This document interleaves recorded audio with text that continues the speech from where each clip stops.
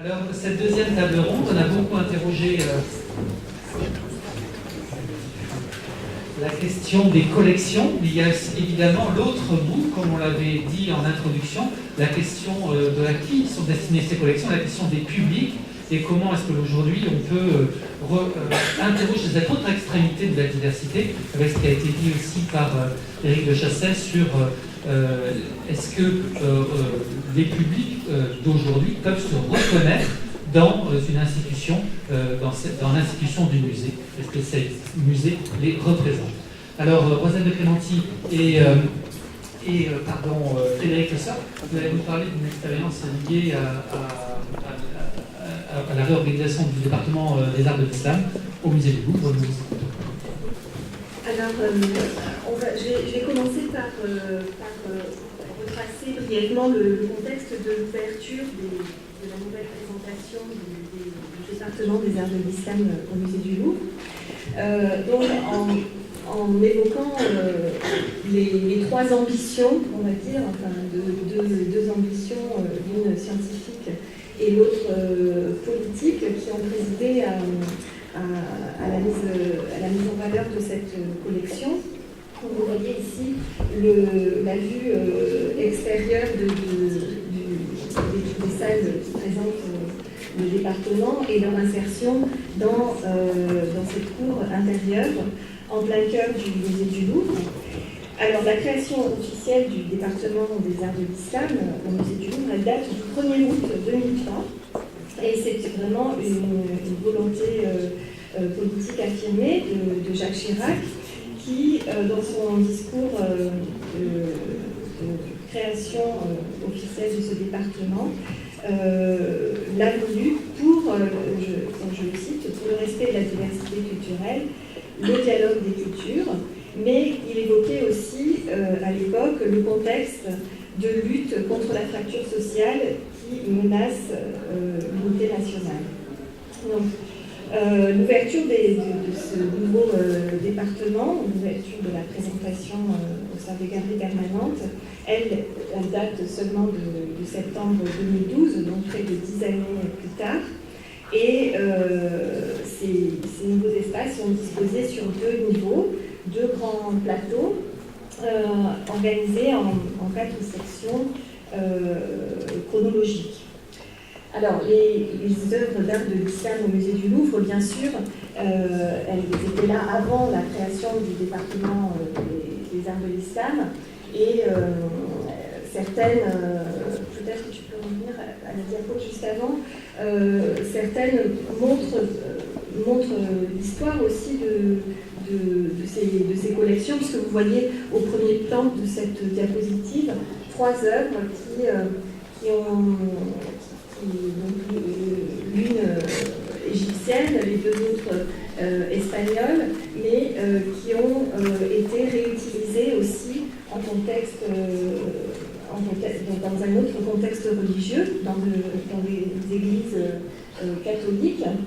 Donc, vous voyez l'objet central, cette équerre en cristal de roche, qui a fait partie du trésor de l'abbaye de Saint-Denis et qui était précédemment, avant l'ouverture des salles, intégrée à la muséographie du département des objets d'art au sein de la présentation de ce trésor.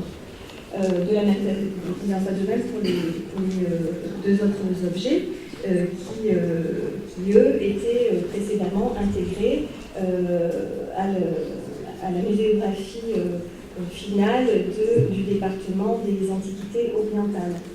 Donc, vous voyez, on parlait tout à l'heure des strates historiques des collections.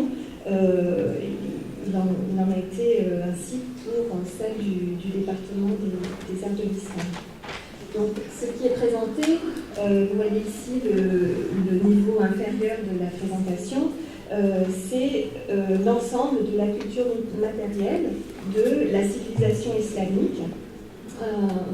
Donc, sur sa longue histoire, 13 siècles d'histoire, 3 continents, donc quelque chose de très vaste, avec cette idée de civilisation qui est une notion complexe, et l'idée présenter les objets relatifs à des cultures dominées par des souverains de religion musulmane. Voilà l'acception qui a été prise en compte pour cette notion de civilisation islamique. Alors bien sûr, ce sont principalement des objets fastueux, des objets de cour qui sont attachés à des pouvoirs, tant le religieux et le temporel sont intimement liés. Donc on parle d'art islamique à la fois au sens religieux du terme. Il y a une partie des objets qui est vraiment dédiée au culte de la religion musulmane, mais aussi des objets que l'on peut dire civils, dans la mesure où ils faisaient partie, ils étaient intégrés à des habitations luxueuses en lien avec le pouvoir dominant de chaque foyer culturel. Donc on présente l'ambition scientifique de ce département, c'était de présenter quasiment de façon exhaustive ces différents foyers artistiques dans toute leur richesse et dans toute l'extension de cette civilisation du monde islamique. Y compris d'ailleurs pour des foyers artistiques ou pour des périodes pour lesquelles la collection était relativement faible, notamment par exemple pour le Maghreb médiéval. Alors, cette présentation d'objets est complétée bien sûr par des médiations, donc des dispositifs qui sont intégrés à la muséographie, qui permettent d'abord, comme ce grand panneau que vous voyez, de donner un discours historique sur la période qui est évoquée. Donc ce discours historique, il est porté par ces grandes simèses qui rythment le parcours à 4 reprises et qui sont des articulations chronologiques qui permettent d'organiser la visite. Donc on part des origines de cette civilisation autour du 8e siècle, donc avec une première rupture autour de l'an 1000, une autre autour du milieu du XIIIe siècle, une autre au XVIe siècle, et on arrive comme ça jusqu'au milieu du XVIIIe siècle. Et on explique tout ça avec cette cartographie animée qui permet aussi de se repérer et de voir les expansions et les raccourcis, les rétrécissements de ce territoire couvert par la civilisation islamique au cours du temps. De façon à évoquer plus largement le contexte culturel de cette civilisation, on complète par notre dispositif multimédia intégré à la muséographie, comme ce que vous voyez ici et que l'on appelle notre cabinet des clés, donc qui va donner des renseignements un peu plus larges, qui va permettre de contextualiser des données pour prolonger la visite.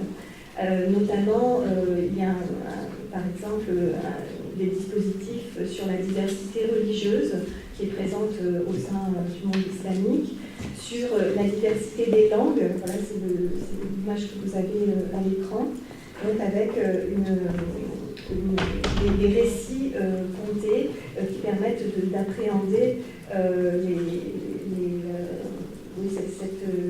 cette diversité linguistique au sein de cette civilisation. Et l'idée, bien sûr, c'est de susciter la réflexion chez le visiteur en regard, par exemple, de la figuration dans le monde islamique, de la nature des œuvres, lesquelles sont vraiment religieuses par rapport à d'autres qui peuvent être interprétées comme davantage profanes. Alors, peut-être aussi l'ambition de poser à ce département de cette diversité des publics et de cette ouverture peut-être davantage de visiteurs, a fait que ce qui était aussi une sorte d'évolution des métiers à l'intérieur du musée, mais cette réflexion sur les dispositifs de médiation a été pensée conjointement entre les équipes en charge des publics et celles des conservations. Et dans cette variété des approches, des dispositifs précédemment présentés, c'est une petite révolution au Louvre, même si ça paraît une évidence, sont tous multilingues, ce qui, dans la diversité de l'attention aux visiteurs, est déjà le premier pas. Et secondement, la réflexion a porté non seulement sur la présentation des objets et sur leur appréhension visuellement la plus forte possible, mais aussi sur une attention à ce que peut être un public bien précis, celui des non-voyants. Et donc, sur une expérience déjà développée depuis longtemps au Louvre avec la galerie tactile, sur l'approche tactile des dispositifs. Et donc là, intégré au reste de l'ensemble des dispositifs qui ponctuent le parcours, une dizaine de stations tactiles, alors vous voyez, qui ont été pensées avec toutes les règles que je pense que nombre d'entre vous connaissent bien, de ce que sont les outils pour les malvoyants, mais qui en même temps ont immédiatement été pensées dans une logique plutôt de conception universelle, c'est-à-dire, au fond, un dispositif accessible au plus grand nombre, suffisamment intuitif pour répondre à la fois parfaitement à un public spécifique et en même temps être le point d'entrée différent par cette approche sensible et de la forme et des matériaux, de leur dureté, de leur chaleur, et puis en même temps un fil retenu, celui de la place du décor intégré dans la forme de chacun des objets. Donc, là, on voit d'emblée que le dispositif permanent vise à une diversité des approches par les visiteurs. Alors, pour compléter cela, c'est la médiation par les médiateurs qui prend le relais, avec la variété des outils qui sont habituellement ceux du musée. Alors, le caractère multilingue est à la carte d'un guide multimédia, des publications diverses et variées qui prennent en compte la variété des âges, des publics ou des propositions thématiques. Ce que je vous dis là est absolument commun aujourd'hui à la plupart des musées. Et puis, une incitation très forte pour la compréhension de ces objets a finalement resté, ça a été un très long débat, dans une communauté de regard et d'approche par rapport aux autres collections du Louvre. Parce qu'il y avait l'envie d'amener des visiteurs nombreux face à ces objets qui n'avaient pas encore véritablement trouvé beaucoup de public précédemment, et en même temps l'envie de rester sur une offre générale du Louvre qui n'était pas dans une logique de distinction absolue, de regard porté sur ces œuvres plus que sur ceux des autres collections. Alors en revanche, l'approche liée à la question de la compréhension des processus de création, des techniques, d'un regard plastique sur les collections a été dès le début très fortement présent dans les offres proposées aux visiteurs. Et puis, ce qu'on savait dès le départ, c'était la nécessité vraiment d'accompagner, probablement plus fortement encore qu'ailleurs, les différents relais et enseignants dans la connaissance de ces collections qui, par bien des aspects, faisaient plus peur, entre guillemets, que les collections d'art occidental habituelles. D'une part, il y a dans la formation culturelle générale de la plupart de ces relais et enseignants une lacune qui est que cette civilisation est peu connue et a rarement fait l'objet de leurs études initiales. Ensuite, il y a aussi cette crainte qui s'exprime d'ailleurs toujours très fortement de comment recevoir, gérer les commentaires, les retours dans un département et face à des œuvres qu'ils s'imaginent beaucoup plus souvent d'ailleurs qu'elles ne le sont, des objets religieux, et c'est aussi désormais malheureusement le cas sur l'art chrétien ou d'autres religions, une vraie réserve des familles qui voient d'un œil pas simple la fréquentation des enfants et la médiation par l'enseignant sur ces sujets. Et donc, et par ailleurs, c'était aussi l'appropriation simplement d'un nouvel espace muséographique, d'un lieu très fortement présent par son architecture et sa muséographie, et qu'il nous fallait expliciter. Donc, les formations dès l'origine ont porté sur ce qu'on a déjà évoqué, c'est-à-dire comprendre ce que sont ces objets, leur histoire et l'histoire de l'art qui constitue leur récit, mais aussi recontextualiser fortement la connaissance de ces objets, mais aussi comprendre et expliciter le rôle du musée par rapport à ça, et leur donner aussi quelques clés de l'histoire des collections, ce qui c'était un programme de formation initiale déjà assez chargé. Enfin, et ça c'est vraiment une démarche que nous portons sur l'essentiel de nos collections, c'était la force d'approches qui viennent compléter et enrichir le regard des historiens d'art que sont les conférenciers et principaux médiateurs par des projets et des partenariats où d'autres disciplines artistiques, d'autres compétences sont mises en mouvement pour offrir un autre regard sur les collections. Alors évidemment, ça c'est une pratique régulière pour nous. Le travail et le regard sur des artistes contemporains qui réfléchissent et s'approprient les collections. Donc, par exemple, à l'occasion d'une commande qui a été faite à Walinrad, ce sont des tout-petits qui avaient travaillé d'ailleurs dans le cadre du festival d'automne avec nous, avec le 104, autour de toute une création à partir de certains objets, mais aussi des programmes beaucoup plus réguliers où des étudiants de disciplines diverses travaillent toute l'année avec leurs enseignants sur les collections et en font un rendez-vous de médiation très très prisé par un public par ce programme rajeuni au Louvre. Et donc, depuis des années maintenant, le département des arts d'islam est particulièrement prisé, alors qu'il est beaucoup moins dans l'étude historique des collections par ces jeunes qui, dans le cadre de formation en multimédia, en littérature, mais aussi en médecine ou à l'école vétérinaire, viennent proposer aux visiteurs un regard complémentaire de celui qu'apportent les étudiants en histoire de l'art ou les élèves de l'école du Louvre.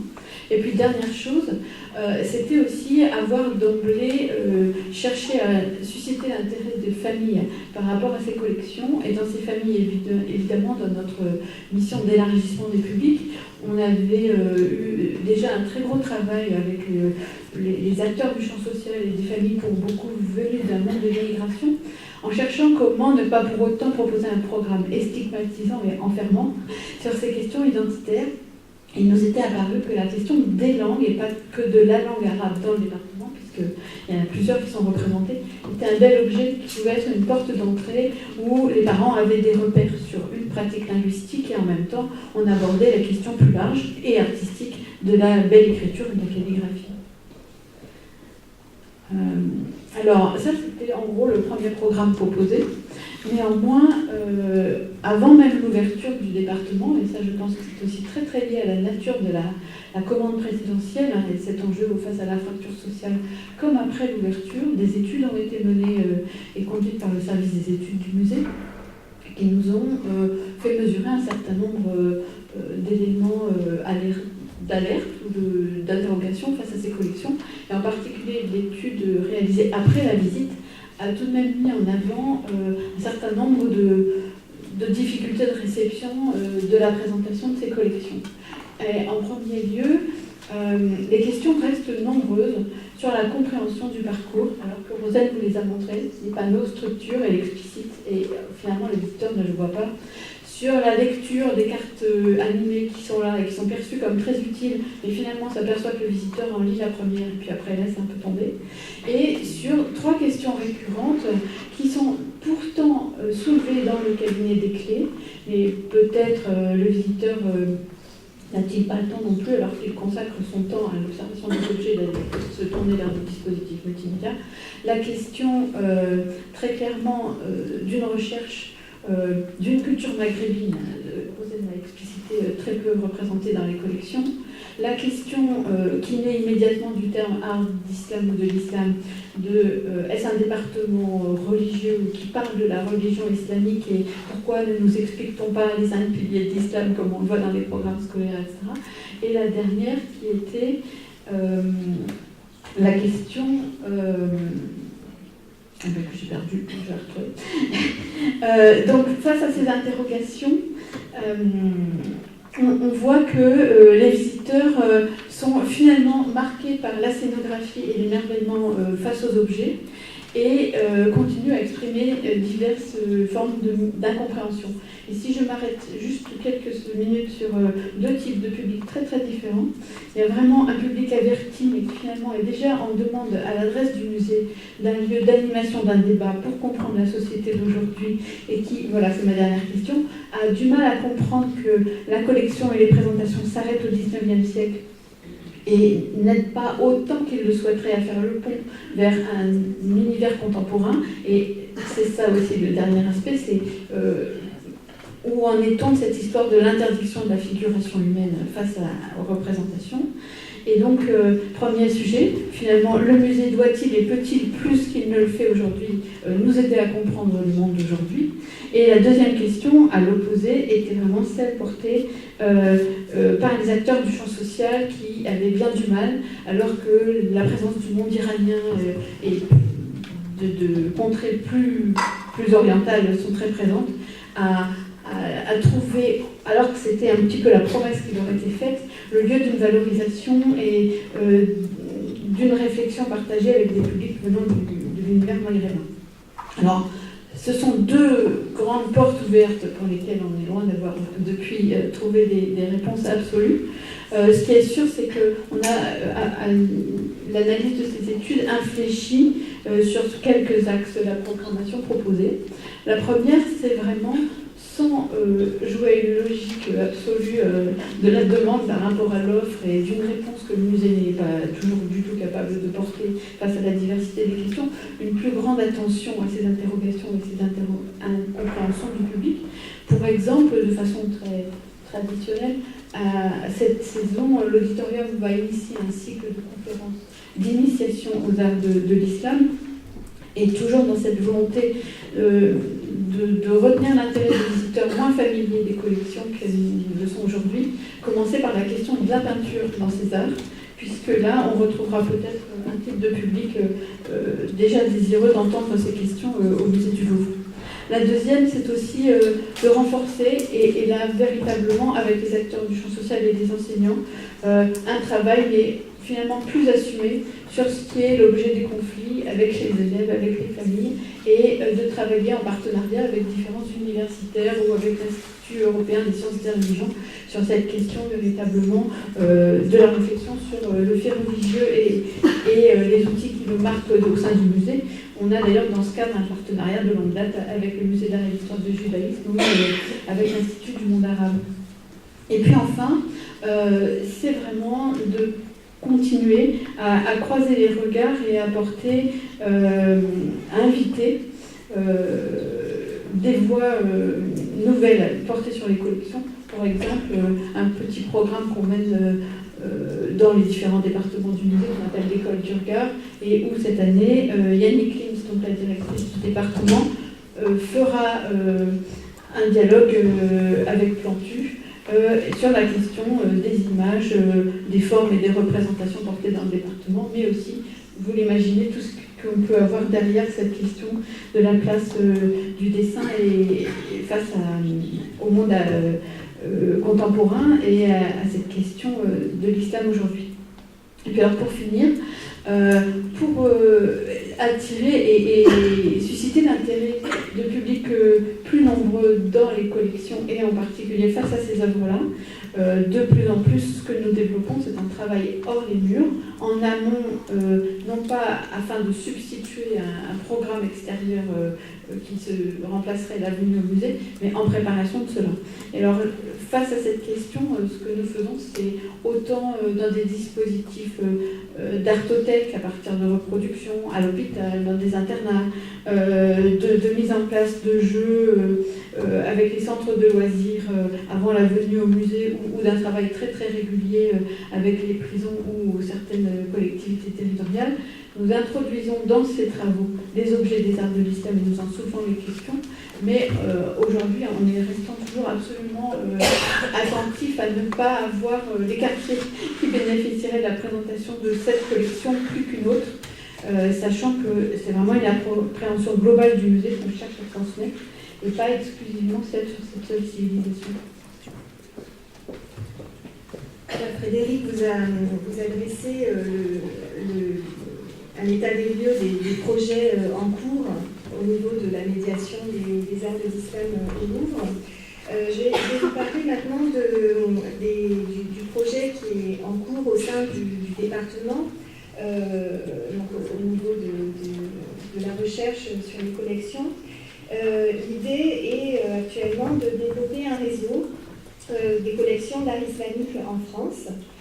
en se basant sur la documentation qui était là au département et était un petit peu en déshérence dans la documentation du département des arts de l'islam. Donc j'ai dépouillé pendant plusieurs années cette documentation avec l'aide de beaucoup de stagiaires et ça a permis de dresser une cartographie des collections publiques françaises où l'art islamique était présent d'une façon ou d'une autre par parfois un seul objet ou une collection plus ou moins vaste d'objets. Donc vous voyez à l'écran cette cartographie de l'existant de notre documentation au département. Bien sûr, c'est un travail en cours, hein, donc on découvre tous les jours de nouvelles collections et ont été recensés les musées, mais aussi des édifices religieux, un château, des bibliothèques où des collections islamiques sont présentes. Et cette analyse finalement de cette documentation, de ces fiches d'objets par musée, a mis en évidence trois sources fondamentales pour la formation de l'art islamique sur le territoire national, qui ont été les trésors d'église, les découvertes archéologiques sur le territoire. Hein. Peut-être vous avez suivi récemment la découverte de tombes de musulmans à Nîmes. Ça date d'il y a quelques mois. Et puis, donc, il nous interroge hein, sur la présence de carrés islamiques en France déjà dès l'époque médiévale. Et troisième source de constitution des collections islamiques en France, bien sûr, les collections de musées à travers les collectionneurs, les orientalistes qui ont constitué ces premiers fonds. Et c'est autour de ces trois thématiques, ces trois ressources, qu'on a organisé le 12 septembre dernier un colloque à l'auditorium du musée du Louvre, qui a été la journée inaugurale de ce réseau que l'on essaye de mettre en place. Et l'idée de ce réseau, c'est que le musée du Louvre joue son rôle de grand département patrimonial pour partager l'expertise sur ces objets, qui puissent conseiller, qui puissent identifier aussi ces collections qui sont méconnues par leur grande diversité. Et que ces collections puissent être valorisées au sein des musées et d'autres établissements en France. Mais l'idée, c'est aussi de partager une réflexion sur plus globale sur ce que c'est que l'art islamique, quel est finalement le périmètre de cette discipline. Chacun entrevoit des contours différents. On empiète sur l'archéologie, sur l'ethnographie, sur l'histoire de l'art. Le positionnement de cette discipline est encore en question. Et l'idée aussi de ce réseau, c'est de montrer que cet héritage islamique fait partie intégrante du patrimoine national, qu'il est ancien. Les collections d'art islamique en France sont fort anciennes, les découvertes archéologiques le montrent, et finalement comment ce patrimoine s'inscrit dans des dynamiques d'échanges culturels, d'échanges commerciaux au cours de l'histoire. Voilà, on peut terminer donc sur cette idée de réflexion en partage, à la fois donc par l'inventaire et la connaissance du patrimoine, et l'encouragement de la variété des formes de médiation qui nous permettront de nous adapter aux différentes à toutes les formes de public, et mieux montrer la présence de cette civilisation sur le territoire national. Je vous remercie pour votre attention. Merci beaucoup. Avec des savoirs, c'est à vous. Effectivement, je crois que c'est très important de signifier ce rôle d'expertise des grands départements, parce que si certaines collections sont en déshérence, c'est souvent parce que l'on ne peut passer par là, sinon, parce qu'on ne peut pas en dire grand-chose quand on n'est pas armé pour le faire, et donc ce rôle de conseil des grands départements, qu'il s'agisse des arts d'Afrique et d'Océanie, des arts asiatiques, des arts de l'islam, évidemment, est fondamental pour que les musées en région puissent s'approprier ces fonds et avoir un discours dessus. Et je dirais même aussi pour des objets qui n'ont pas de valeur aussi patrimoniale particulière, mais qui sont aussi le fruit d'un héritage. Je pense à des valeurs, à des objets caricaturaux, des objets qui n'ont pas forcément une valeur artistique, mais qui sont des témoins d'une histoire partagée. Donc voilà, cette expertise est présente dans tous ces domaines. Alors Marie Sanchez, directrice des Affaires et des Savoirs, pour un projet justement lié à une population, celle d'Elbeuf, une population d'ouvriers, qui est donc le cœur de projet des Affaires et des Savoirs, puisque vous êtes dans une ancienne usine de textiles Blain et Blain. Et là, c'est un projet qui va à la rencontre des descendants, des ouvriers et également des personnes issues de l'immigration que vous portez à la Affaires des Savoirs. Voilà. Alors, c'est un projet, je le dis tout de suite, qui est encore à un stade très très modeste, puisqu'en fait, il avance aussi en fonction des opportunités et en fonction des moyens que nous avons. Alors, bon, peut-être qu'il est utile de rappeler un petit peu, parce que ça va expliquer un petit peu le titre, ce qu'est la Fabrique des Savoirs. Alors, c'est un équipement donc, qui dépend de la Réunion des musées métropolitains, qui regroupe un musée, donc un musée de territoire, dont les collections s'articulent autour des sciences naturelles, de l'archéologie et du patrimoine industriel. En appui, il y a également un centre d'archives patrimoniales, donc qui est un centre d'archives qui gère des archives publiques, mais aussi des archives privées, donc dans lesquelles on va trouver des fonds d'entreprise qui peuvent nous aider dans notre travail de recherche, et puis un centre d'interprétation de l'architecture et du patrimoine. Alors, les collections muséographiques, comme les fonds d'archives, témoignent de la richesse du territoire d'Elbeuf et de son agglomération. En fait, donc, depuis le Moyen-Âge jusqu'à la Deuxième Guerre mondiale, Elbeuf est un grand centre lainier français, donc qui est très très prospère, et donc qui va en fait connaître des difficultés après la Seconde Guerre. Après la Seconde Guerre, on va voir disparaître progressivement le tissu industriel et il disparaîtra définitivement dans les années 70. Donc ces évolutions ont forcément beaucoup marqué le territoire, à la fois sur le plan économique, mais aussi sur le plan sociologique. Alors dans le cadre de sa politique de décentralisation industrielle, l'État va favoriser après la guerre l'implantation de nouvelles industries. On va avoir Rhône-Poulain, donc la chimie dans les années 46-47, et puis la Régie Renault qui va arriver en 1958.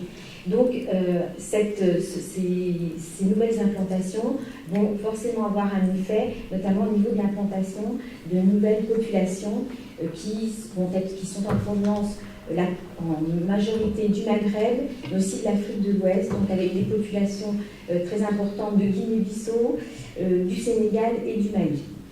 Alors, ces évolutions qui ont entraîné donc, de grands bouleversements, la Fabrique des Savoirs, après 6 ans de fonctionnement, c'est un équipement qui est tout jeune, il a été créé en 2010, peut prendre enfin le temps de réfléchir à la façon d'intégrer dans les collections des témoignages de ces mouvements d'immigration. Alors, l'objectif, il y a plusieurs objectifs. Le premier objectif, ça serait d'enrichir éventuellement les collections. Le deuxième, il est surtout de constituer des sources historiques, parce qu'en fait, l'histoire de cette période, elle est à écrire. On ne dispose d'aucune information vraiment scientifique sur les conditions d'arrivée de ces populations. Et puis, parce qu'en fait, parler des conditions de leur arrivée, de leur installation, c'est donner à ces populations la place qui est la leur dans l'histoire du territoire, ce qui nous paraît important. Dans l'histoire du territoire et de la communauté de ses habitants. Enfin, ces populations sont en général un public éloigné donc, des musées, et l'objectif est bien entendu aussi d'accompagner un développement des publics, de leur permettre de les familiariser avec le lieu qu'ils ne connaissent pas, et donc de leur permettre de le fréquenter de manière plus naturelle. Alors, les modes d'action, on sait très vite pas. Le passage obligé, primordial, préalable, c'était bien entendu d'organiser, de trouver les moyens de se rapprocher de ces populations. Et donc, ce projet, il n'en est vraiment qu'à ses débuts. Néanmoins, le travail de développement des publics que nous menons depuis 3 ans a déjà permis de tisser des liens avec ces familles et d'identifier déjà des personnes ressources. Alors, les premières actions que nous avons menées, en fait, c'est une opportunité. La ville organise tous les ans ce qu'elle appelle le Festival Couleurs d'Afrique, qui est donc un festival qu'elle organise en partenariat avec un centre social, donc un lieu de rencontre culturelle, qui se trouve situé dans un quartier un peu emblématique de la ville, qu'on appelle le Puchot à Elbeuf. Le Puchot, c'est un lieu important parce qu'il parle à tout le monde, à toutes les populations. En fait, ces populations se sont installées dans ce quartier dans les années 60 parce que c'est un nouveau quartier, un quartier HLM. Mais le Puchot, c'est aussi le quartier historique emblématique de la ville. Donc, quand on parle de Puchot, c'est un lieu qui parle à tout le monde. Alors, le centre social du Puchot est donc le partenaire avec lequel nous avons développé ces actions. Alors, le festival, en fait, c'est un moment, ça dure une semaine, ça revient tous les ans. C'est un moment au cours duquel on organise des échanges. En fait, l'objectif, c'est de montrer la richesse des pratiques culturelles africaines avec des échanges, des ateliers, soit sur place dans le quartier, soit des échanges avec des scolaires, des projections, des concerts, avec des artistes invités.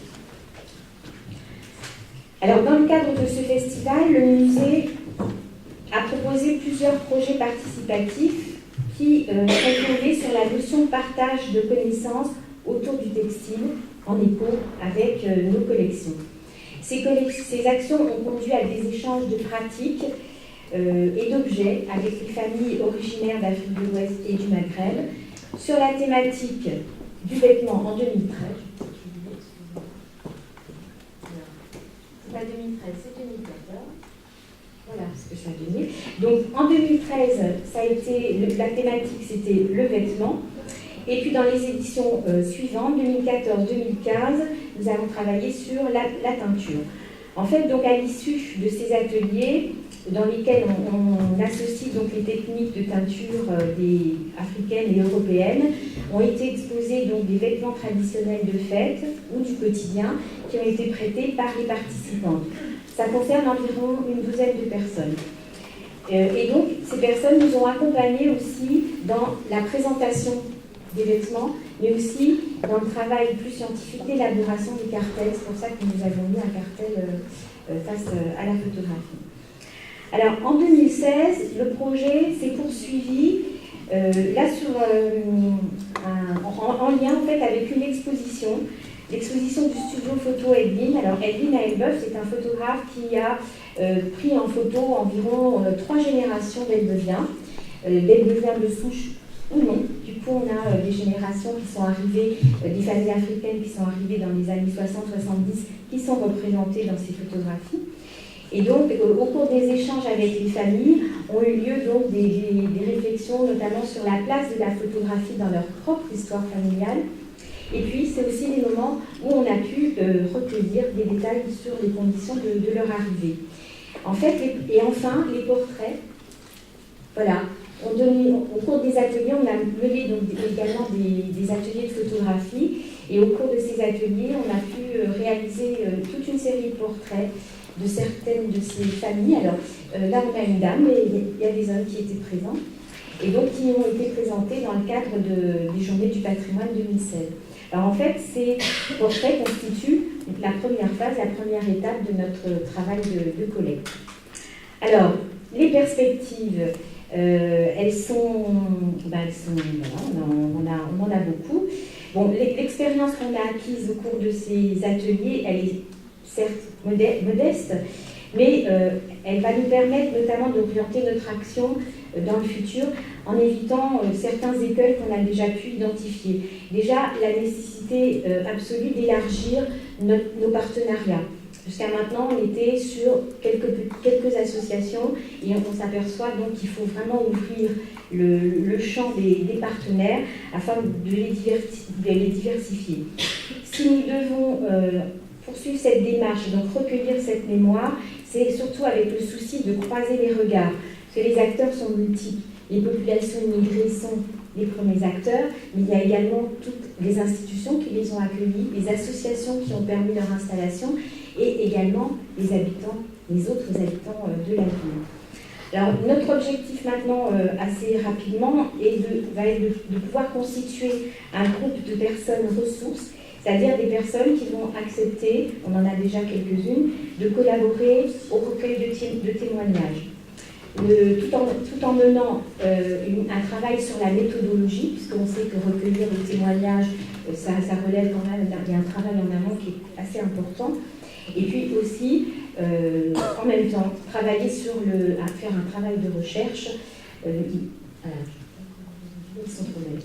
Et donc, également, par rapport en même temps que cette méthodologie, il y a aussi un gros travail de recherche qui est engagé notamment au niveau des sources locales, puisque je vous parlais tout à l'heure des fonds d'archives d'entreprise, dans lesquels on conserve énormément de documents sur les conditions d'arrivée de ces populations qui sont arrivées, pas forcément pour la région Renault, mais déjà pour le textile. Voilà, c'est une autre histoire. Voilà, bah écoutez... Merci.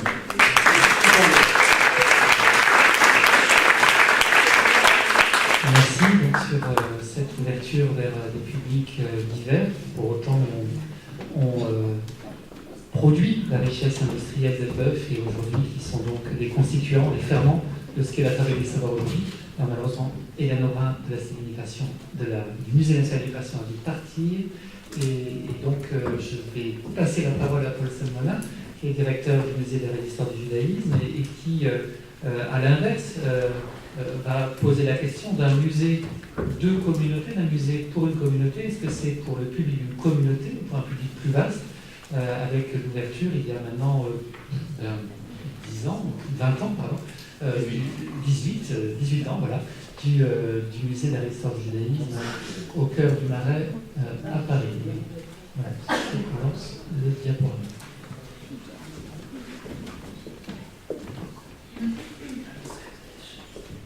Je suis pas sûr d'arriver à me tenir aux 10 minutes requises. Non. Je vais essayer. Vous connaissez la rue aux Juifs à Rouen. Si je commence par cette photo prise aujourd'hui à 2h de l'après-midi, c'est parce que vous voyez là, donc, dans la rue aux Juifs, le palais de justice, 4 panneaux qui concernent la rénovation du palais de justice, et ces panneaux sont tout à fait emblématiques de l'amnésie qui caractérise la France quant à l'histoire de ces communautés juives qui ont vécu de l'Antiquité jusque, en tout cas pour ce qui est du domaine royal, jusqu'en 1394, date de la dernière des grandes expulsions. Il y a 1182, 1306 et 1394. Je ne reviens pas sur les rois sympathiques qui en ont été les auteurs. Je vais mettre mon chronomètre. Comme ça, je vais essayer de le tenir. Et donc, vous avez là 3 panneaux tout à fait intéressants, mais dont aucun ne dit que sous le sol de ce bâtiment se trouve... Je ne me repère pas avec vos flashs. Se trouve... je vais aller trop vite.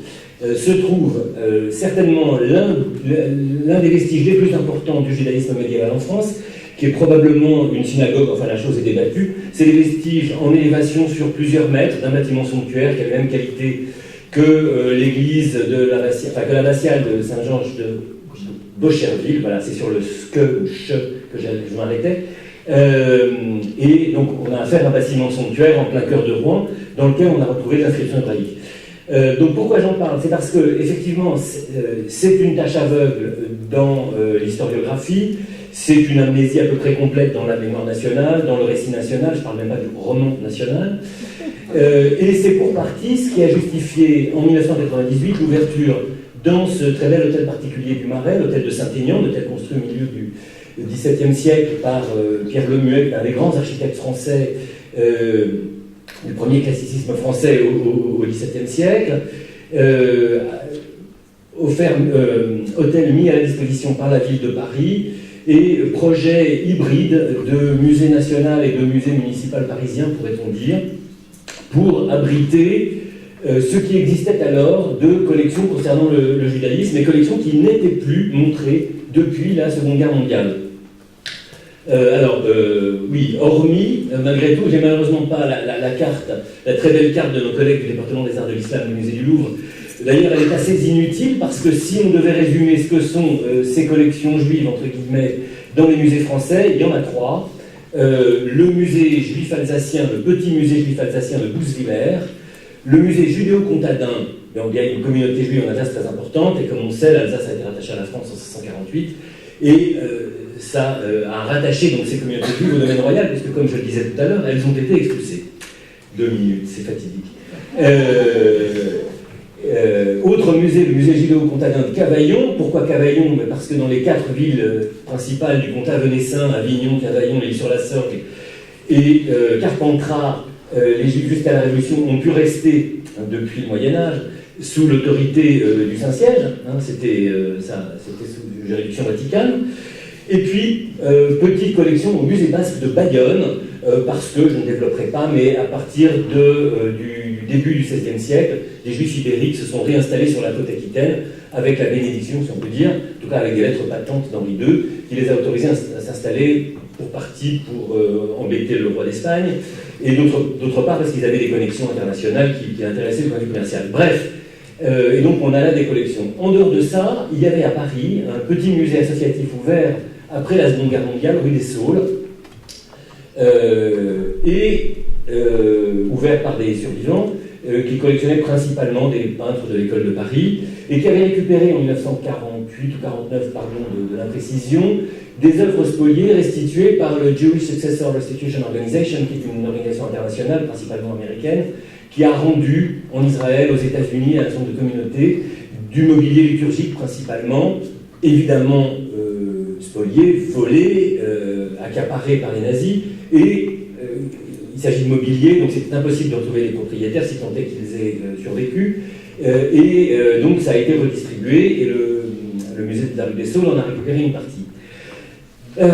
Alors, si je parle d'amnésie, d'oubli, etc., c'est aussi parce qu'existait au musée de Cluny une collection très importante de 70 stèles médiévales, dont vous avez un florilège là, présenté dans une muséographie qui évoque d'ailleurs plutôt le cimetière juif de Prague que ce qu'étaient les cimetières juifs médiévaux en France.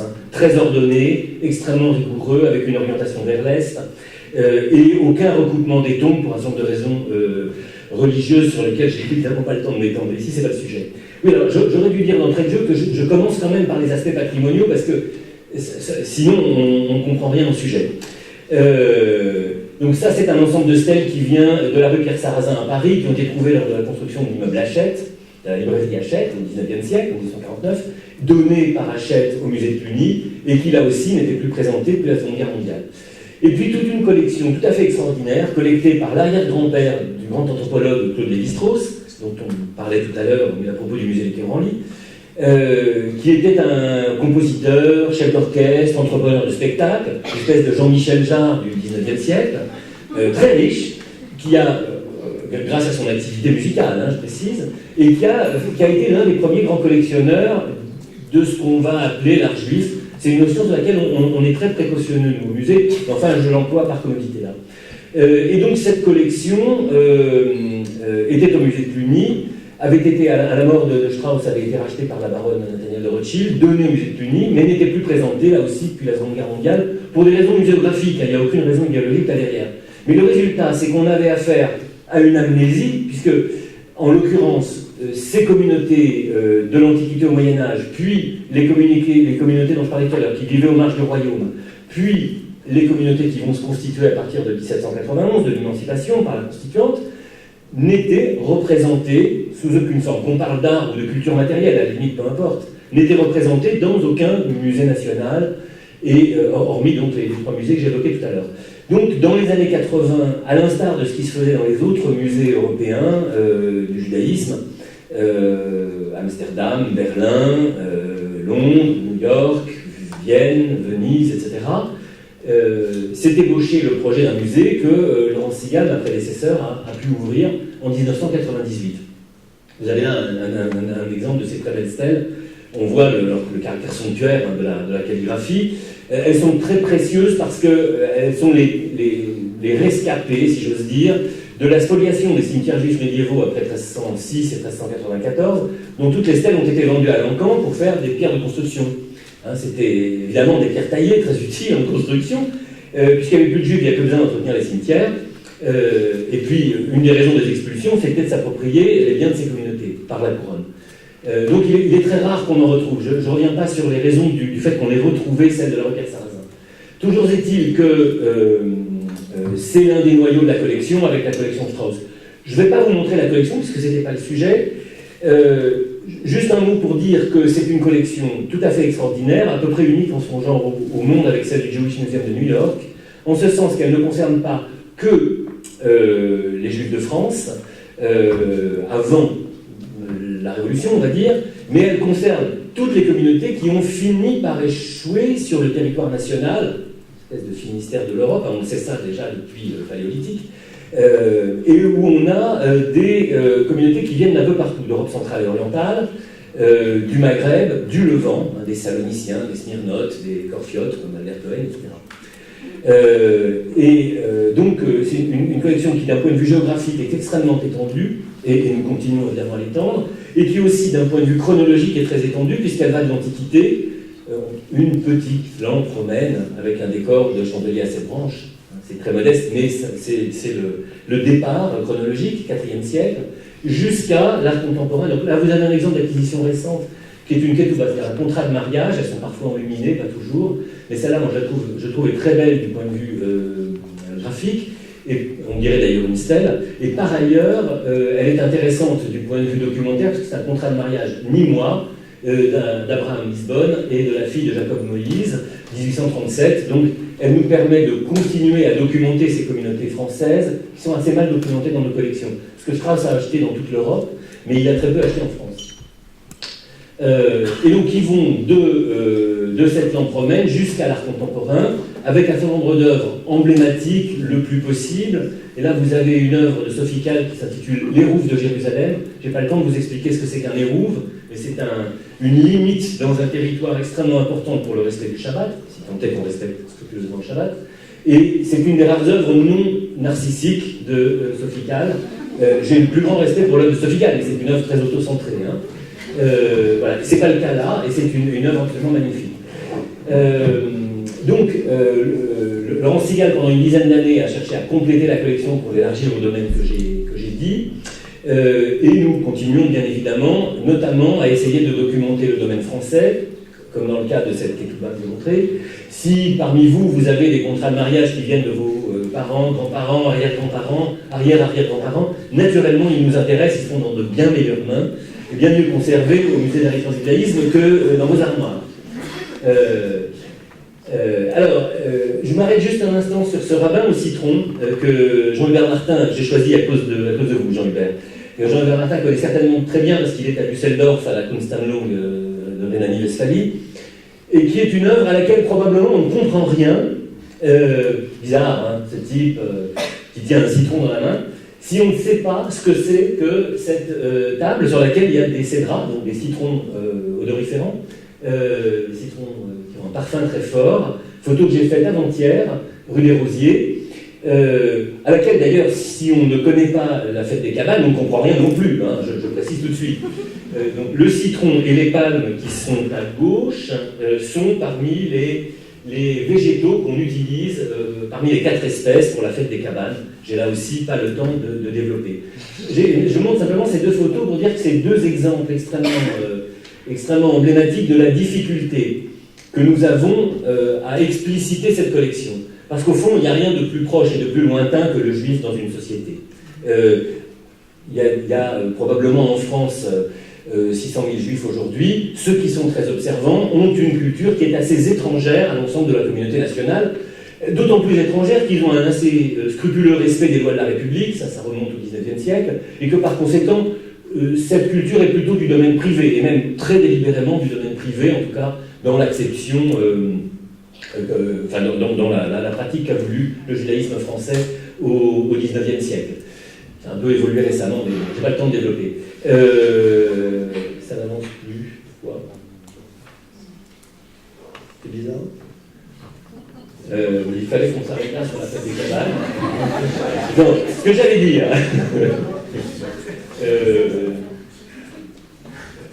Ça y est, je crois que j'ai compris. Voilà.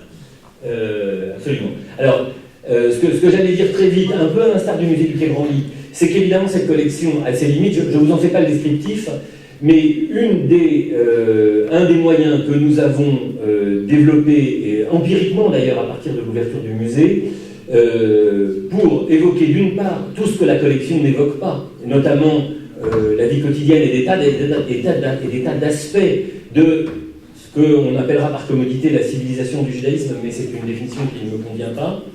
En tout cas, le judaïsme comme fait de civilisation, ce sont les expositions temporaires qui ont gagné en place dans le bâtiment, qui occupent maintenant 3 espaces d'un peu plus de 500 mètres carrés, et qui vont permettre d'évoquer, comme ici par exemple, l'engagement des Juifs européens dans la guerre d'Espagne, et une question assez sociologique mais intéressante, celle du nombre invraisemblable de photographes juifs dans l'Europe de la première moitié du XXe siècle, hein, en l'occurrence là, Robert Capa, Gerda Taro et David Seymour, donc 3 très grands photographes très célèbres.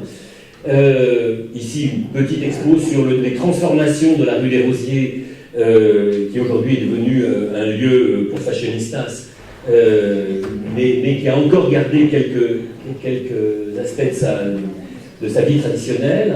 Et ça, on est là dans les années 70. Un peintre, Marian, dont le destin a été profondément marqué par les bouleversements du XXe siècle, pour employer un euphémisme, et que le musée contribuera à faire redécouvrir. Combas qui lui rend hommage. Gottlieb, jamais montré de cette manière, c'est-à-dire en montrant les planches originales qui sont 2 ou 4 fois plus grandes que les dessins reproduits dans Pilote, dans Pays glacial, etc. Et au prisme de son existence de fils de déporté, ce qui est à peu près ignoré, mais on comprend beaucoup des dessins si on connaît un peu la biographie. Enfin, je ne reviens pas sur Proust et Sainte-Beuve. Trésor du ghetto de Venise. Non, mais parce qu'avec Jean Hubert au premier rang, évidemment, on est immédiatement dans l'autocritique. Trésor du ghetto de Venise, je ne développe pas, un magnifique mobilier liturgique vénitien, des trésors d'orfèvrerie vénitienne qui avaient été cachés pendant la guerre et qui ont été redécouverts et restaurés récemment. L'œuvre extraordinaire de Roman Vichniac qui a documenté ce qu'il a appelé d'une manière très belle le monde disparu, c'est-à-dire le judaïsme d'Europe centrale et orientale, qu'il a photographié dans les années 30 dans une préscience tout à fait extraordinaire, y compris d'ailleurs en réécrivant l'histoire. Il a fabriqué sa propre légende. Mais enfin, le corpus photographique est extraordinaire. J'en profite d'ailleurs pour préciser que les acquisitions dans le domaine de la photo sont très importantes. 14 minutes, c'est abominable.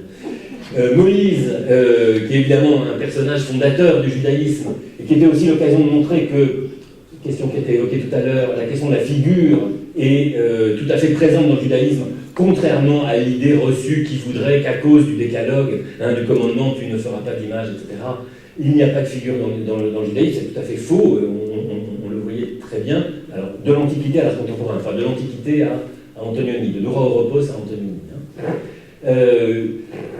La redécouverte d'une photographe merveilleuse, totalement oubliée de l'histoire de la photographie, puisqu'on a découvert le corpus de ses photos quelques années avant sa mort, à 90 ans à Berlin. Le grand peintre de l'émancipation en France au XIXe siècle, qui a peint des scènes de la vie juive. L'œuvre peinte, replacée dans son contexte, d'Arnold Schoenberg, donc du grand compositeur viennois, du grand dynamiteur de la musique tonale. Donc l'exposition a lieu actuellement. Vous avez là la couverture du programme semestriel du musée.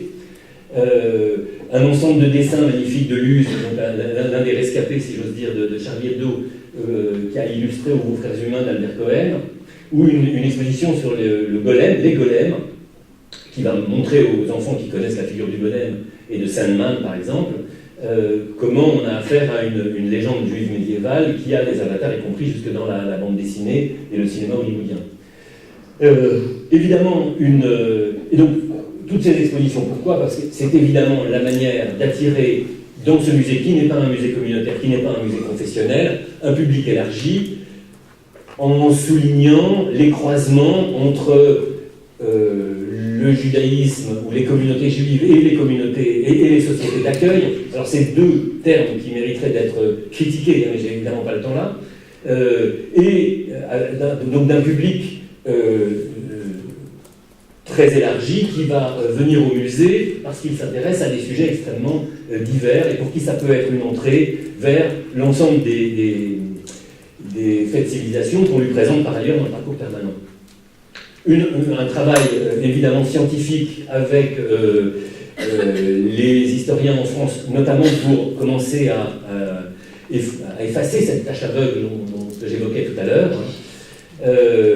Une politique très importante de programmation Ludum. Je pense que l'auditorium du Mage est certainement l'un des plus actifs après le Louvre, le Centre Pompidou, le musée d'Orsay, le Quai Branly et l'Institut du monde arabe. Une centaine de séances par an. Ici, un concert de Florent Boffard dimanche dernier consacré à des pièces de Schoenberg, vous l'aurez deviné. Et puis alors, là on est en plein dans le sujet, je conclue avec ça. 17, c'est atroce.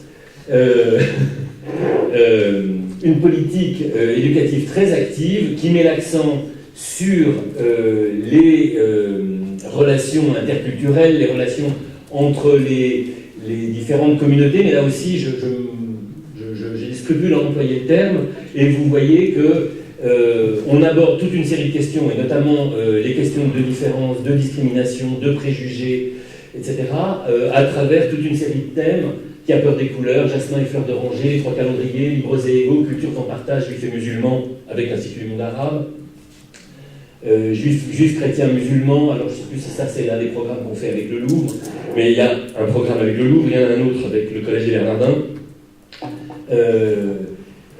Ainsi va la rumeur, stéréotypes et préjugés, des formations pour enseignants qui permettent d'outiller les enseignants sur la manière de répondre aux préjugés et aux remarques racistes et éventuellement antisémites entendues en classe. Malheureusement, on a des preuves tout à fait concrètes d'une évolution dramatique, d'une résurgence dramatique de l'antisémitisme le plus élémentaire dans l'éducation nationale. Voilà. Je termine sur une installation contemporaine pour la Nuit Blanche, qui est une œuvre très singulière de Sigalit Landau, qui est probablement l'artiste israélienne la plus importante aujourd'hui, et qui est une œuvre qui questionne Israël à la fois comme refuge et terre dont toute la jeune génération d'Israéliens a envie de s'échapper. Et je n'ai pas le temps, évidemment, de développer. Merci de votre attention. Pardon, je sais que vous avez...